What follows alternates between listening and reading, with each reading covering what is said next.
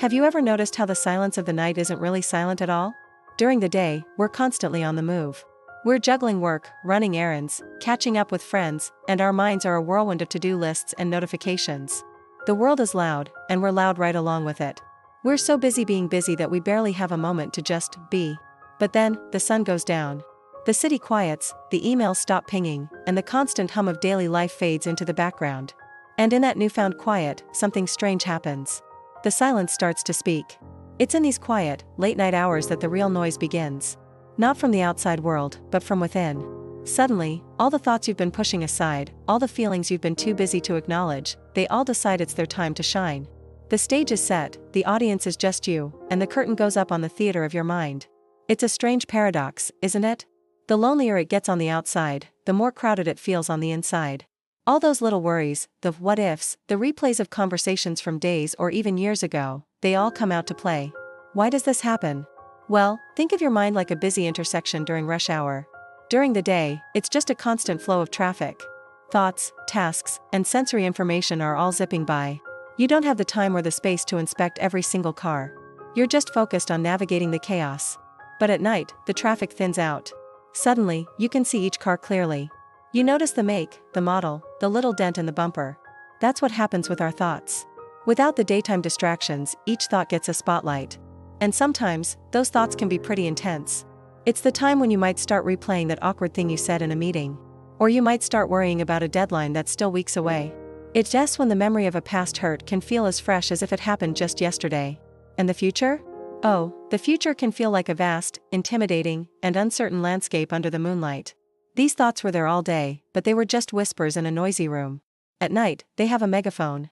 And when you're alone, there's no one else to turn to and say, "Hey, am I overthinking this?" You're left to navigate the labyrinth of your own mind, by yourself.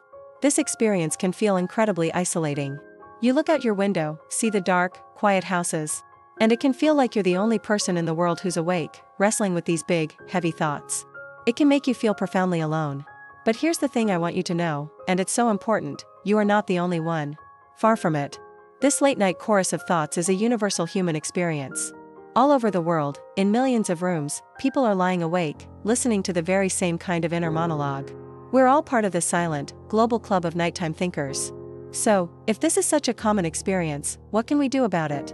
How do we turn down the volume on our own minds when the world outside has already gone quiet? The first step is simply acknowledging what's happening. Instead of fighting the thoughts, try to observe them. Think of yourself as a scientist, and your thoughts are just data. Don't judge them, don't try to push them away. Just notice them. Ah, there's that worry about work again. Interesting, my mind is replaying that conversation from 2018. By taking a step back and observing, you rob the thoughts of their power. You're no longer tangled up in them, you're simply watching them float by. Another powerful tool is journaling. It sounds simple, but getting those thoughts out of your head and onto a piece of paper can be incredibly therapeutic. Your mind is trying to process this stuff, and when it's all swirling around in your head, it can feel overwhelming. Writing it down gives it a place to live outside of you. It organizes the chaos. You can write down your fears, your hopes, your random musings. There are no rules. This isn't an essay for school, it's a private conversation with yourself.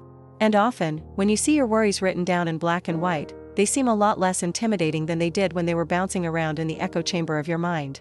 You can also create a wind-down ritual. Our brains love routine. If you just go from staring at a bright screen straight to trying to sleep, your mind is still going to be in high gear. An hour or so before bed, start signaling to your brain that it's time to slow down. Maybe that means reading a book, a real, physical book, not on a screen. Perhaps it's listening to some calming music or a podcast. Maybe it's some gentle stretching or a warm, relaxing bath. Whatever it is, make it a consistent practice. This ritual becomes a buffer zone between the busyness of the day and the quiet of the night, helping to ease you into a more peaceful state of mind. Mindfulness and meditation are also fantastic for this. And don't be intimidated by the word meditation. It doesn't mean you have to sit in a complicated pose and completely empty your mind. That's almost impossible. A simple mindfulness exercise is just to focus on your breath. Lie in bed, close your eyes, and just pay attention to the sensation of your breath going in and out. When your mind wanders, and it will, that's what minds do, gently guide your focus back to your breath. Each time you do this, it's like a little workout for your attention muscle. You retraining your brain to let go of the distracting thoughts and return to a calm anchor point. But what if the thoughts are really persistent and distressing? What if they're more than just everyday worries? It's crucial to recognize when this late-night thinking crosses the line from normal reflection into something that's genuinely impacting your well-being. If you find that these thoughts are consistently causing you significant anxiety, sadness, or are preventing you from sleeping night after night, it might be a sign that it's time to talk to someone. There is absolutely no shame in seeking help. Talking to a therapist or a counselor can give you professional tools and strategies to manage these thoughts. They can help you understand the root of your anxieties and develop healthier thought patterns. Remember, taking care of your mental health is just as important as taking care of your physical health. You wouldn't ignore a persistent physical pain, and you shouldn't ignore persistent mental distress. Ultimately, these quiet, solitary nights don't have to be a battle. They can actually be an opportunity. It's a chance for self-reflection and understanding. Our busy lives don't often afford us the time to check in with ourselves, to really ask, how am I doing? What do I need? The night provides that space. Instead of seeing it as a void filled with anxiety, we can reframe it as a quiet space for connection, a connection with the deepest parts of ourselves. It's a time to listen to what our own hearts and minds are trying to tell us. Sometimes, they're just processing the day. Other times, they might be pointing towards something in our lives that needs our attention, a change that needs to be made. So, the next time you find yourself alone at night and the thoughts start to get loud, try not to panic. Take a deep breath. Remind yourself that you're not the only one. Try observing your thoughts instead of wrestling with them. Maybe grab a notebook. And remember that these moments of solitude are a part of the human experience. They can be challenging, but they can also be where we find our greatest clarity and strength. The night is not your enemy, it's just a mirror, reflecting back the contents of your own beautiful, complex, and sometimes noisy mind. And learning to be with that reflection, in peace, is one of the kindest things you can do for yourself. Thank you so much for spending this time with me. If any of this resonated with you, I'd love to hear your own experiences in the comments. And if you enjoyed this video, please consider liking and subscribing for more content about navigating our inner worlds. Take care, and sleep well.